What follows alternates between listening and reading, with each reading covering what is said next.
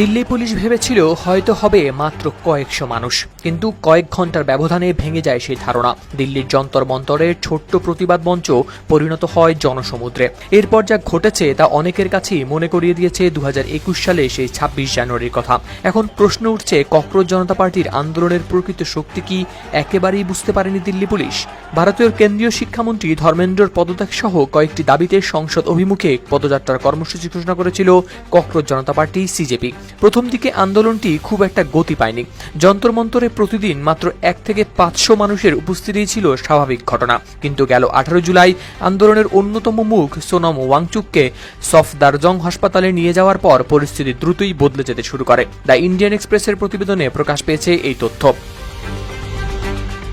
রোববার সন্ধ্যার মধ্যেই দিল্লি ও ভারতের বিভিন্ন প্রান্ত থেকে প্রায় 5000 মানুষ জড়ো হন যন্তর মন্তরে। দিল্লি পুলিশের গোয়েন্দা বিভাগের ধারণা ছিল সোমবার সকালে এই সংখ্যা 7 থেকে 8000-এ পৌঁছাতে পারে। সেই হিসাব ধরেই প্রায় 2000 পুলিশ সদস্য ও প্যারামিলিটারি বাহিনীর 32টি কোম্পানি মোতায়েন করা হয়। তৈরি করা হয় বহু স্তরের ব্যারিকেড। সংসদ ভবনের দিকে যাওয়া প্রায় সব গুরুত্বপূর্ণ সড়কই বন্ধ করে দেয়া হয়। কিন্তু সোমবার সকালেই ভুল প্রমাণিত হয় পুলিশের সেই হিসেব। শুধু যন্তর মন্তরেই উপস্থিত হন প্রায় 15,000 মানুষ।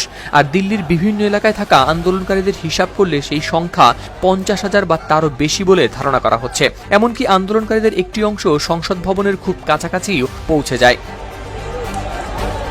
পরিস্থিতি বুঝতে পেরে দিল্লি পুলিশ জরুরি ভিত্তিতে শহরের 14টি এলাকা থেকে অতিরিক্ত বাহিনী তলব করে। প্রতিটি এলাকা থেকে একজন সহকারী পুলিশ কমিশনার ও 100 পুলিশ সদস্যকে দ্রুতই ঘটনাস্থলে পাঠানোর নির্দেশ দেওয়া হয়। একই সঙ্গে আন্দোলনের আয়োজকদের সঙ্গে আপোষের চেষ্টা চালান শীর্ষ পুলিশ কর্মকর্তারাও। সীমিত পরিসরে মিছিল এগিয়ে নেওয়ার একটি প্রস্তাবও দেয়া হয়েছিল বলে জানা গেছে, তবে ব্যর্থ হয় সেই 3 দফা আলোচনা। আয়োজকরা আন্দোলন শান্তিপূর্ণ রাখার আহ্বান জানালেও বেলা বাড়ার সঙ্গে সঙ্গেই পরিস্থিতি হয়ে ওঠে আরও উত্তপ্ত। পুলিশের প্রধান লক্ষ্য ছিল কোনোভাবেই যেন আন্দোলনকারীরা এগোতে না পারেন সংসদ ভবনের দিকে। শুরুতে কাঁদানে গ্যাসের শেল ও সীমিত বল প্রয়োগ করা হলেও তা কার্যকর হয়নি। এক পর্যায়ে দুই পক্ষের মধ্যে শুরু হয় ধাওয়া পাল্টা ধাওয়া। বিক্ষোভকারীদের কেউ কেউ পুলিশের দিকে বোতল, জুতা, পাথর ও গাছের ডাল ছুঁড়ে মারেন।